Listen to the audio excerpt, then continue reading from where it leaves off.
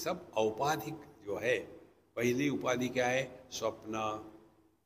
स्वप्न को लेकर के हमारी जो धारणा है स्वप्न की वो, और वेदांत की क्या धारणा है? जितनी मात्रा में स्वप्न स्वप्न है उतने ही मात्रा में जागृत भी स्वप्न है, क्योंकि दोनों का आधार मन है। तो मन के द्वारा एक अनुभव को आप स्वप्न कहते हो और दूसरे अनुभव को सत्य कहते हो, क्यों? यहां तो सपने को सत्य मानो, यहां तो जागृत को मिथ्या मानो, और इसी को लेकर के कोई भी व्यक्ति अपने स्वप्न पुरुष की जीवनी नहीं लिखता, लेकिन हम लिख देते ऑटोबायोग्राफी ऑफ ए वेकर। तो बहुत महत्व की बात है।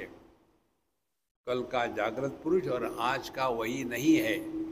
यदि वही होता तो डाइवोर्सेस क्यों होते? इसीलिए स्वप्न, प्रबोध, जागृत अवस्था, योग मुद्रा, योग में बैठे हैं, नक्तम दिवा, रात या दिन, इसका मुझे कोई मतलब नहीं। ये सब औपाधिक है। यहाँ का दिन, वहाँ की रात, तो रात है कि दिन है? आप जहाँ हो वो है। हम कहाँ हैं? अपने स्वरूप में।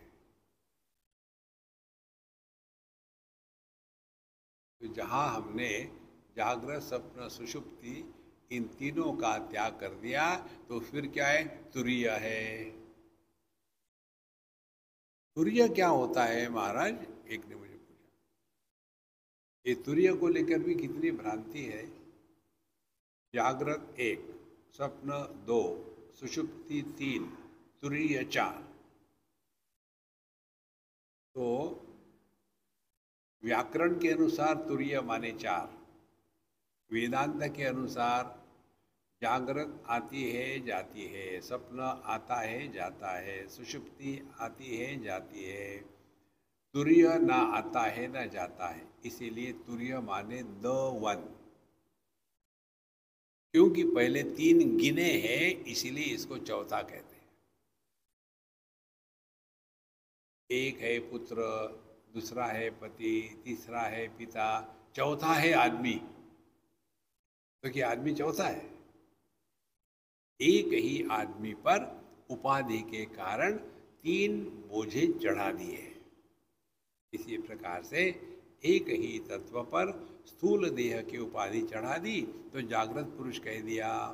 उसी तत्व पर जब सूक्ष्म देह की उपाधि चढ़ा दी तो उसको स्वप्न पुरुष कह दिया। उसी पर यदि दोनों के अभाव की उपाधि चढ़ा दी तो उसको सुषुप्त प्राज्ञ कह दिया।